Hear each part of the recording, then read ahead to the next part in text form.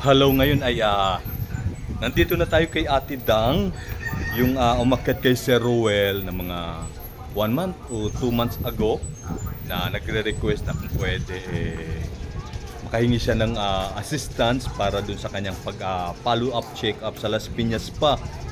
So ayan, nandito na ho tayo para ibigay yung binibigay ni Sir Ruel Lipat at ng buong team. At nandito na tayo sa bahay ni Ate Dang. So ayan, at pasok na po tayo sa kanila. Te, pwedeng pumasok, te. Opo, Sige, yan, pasok kami kay Ate Dang. Yan na si Ate Hello Dang. At Good morning po. pasok kami, te, ha. At yun yung asawa ni Ate Dang. Ito po, gusto po yan. Oho. At ayan na. Te, pinasok ko chinilas ko. Tay, oho. So yun yung si Ate Dang na. At ito, te, may wala kasi tayong cameraman ngayon, kaya ayun, solo flight tayo. At yun yung sila Ate Dang tsaka yung asawa, si tatay, at ayan, medyo pahangin na sa tapat sa electric fan. Merong binigay si Sir Ruel na Thank you po. 1.5, te. Ay, salamat. 1.5, oho.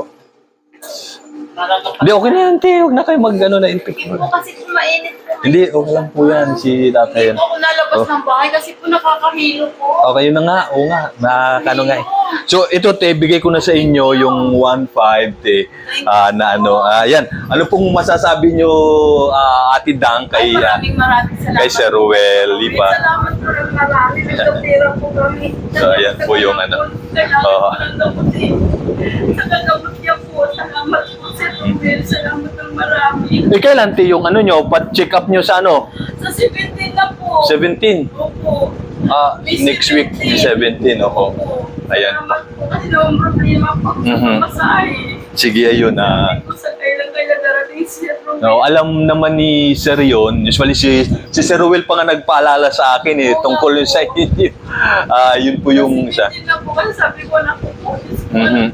Sana ngayon. Mm. Tinitingnan ko po Oo. yung aming kalendar. Sabi ko 2 linggo na lang. Oo na. Kaya yun. Nakalista naman yung kay Sir Ruel at yun nga, si Sir Ruel pa yung nagpaalala sa akin na tungkol nga sa inyo na yun nga pagpapacheck up po ninyo.